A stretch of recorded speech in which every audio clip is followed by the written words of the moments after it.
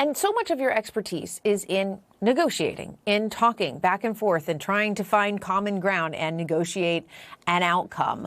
I'm curious how you evaluate what the U.S. is dealing with in terms of Iranian leadership, and kind of how that has been rearranged since those strikes and who they're dealing with now. I mean, it's really opaque. Just I worked as an intel analyst for 5 years, and even with all the bells and whistles, the HUMINT, the SIGINT, the overhead, all of it, we really never had a good sense of the internal workings of a non-state actor or a government. I mean, we can say with some clarity and authority, I think, that there's been a transition from what someone called divine power, the influence of the clerical establishment, to hard power, which is the dominance of the Islamic Revolutionary Guard Corps. There's no question that during a war of choice, which has now become a war of necessity, the Iranians have maintained a pretty coherent and cohesive decision-making structure. I think there are doubts and there are divisions. CNN reported the emergence of what they describe as super hardliners, super revolutionaries.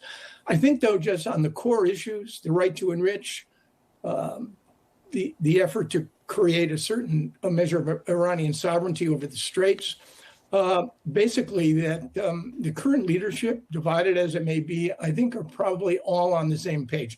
It's the tactical issues, when to negotiate, how, and how quickly to respond to the American 14-point plan.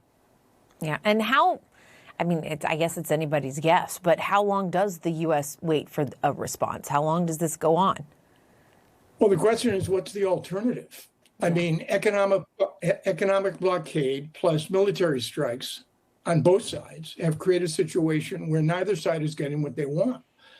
Look, I think the Iranians' capacity to absorb pain is probably greater than the Trump administration's, but I also think the president can't get out of this war of choice without getting something significant on the nuclear issue.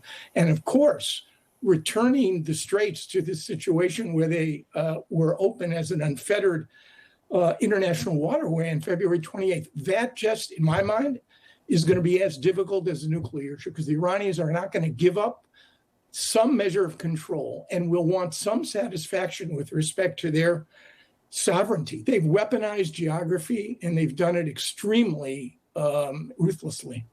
Yeah, I mean, that was my next question, was just at the end of the day, the Strait and the control of the Strait and the leverage, whomever, which side has in the Strait, seems to be so much at the center of all of this.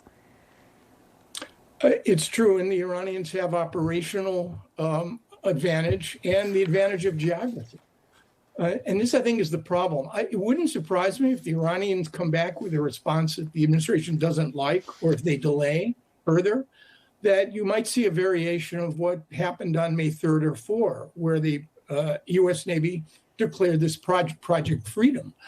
And the president intimated either yesterday or today that they might go back to Project Freedom. The Saudis were upset and denied the Americans temporary access, overflights, and basing rights because they really were worried that that could trigger an escalation. But I wonder if you're not going to see some effort on the part of the administration to go back to Project Freedom with some sort of variation, which might mean the deployment of ground troops on one of those key islands, which are proximate to the Straits, either Keshem, where the Americans have struck Iranian positions over the last several days, or Larak Island. I would not surprise me. The administration is frustrated.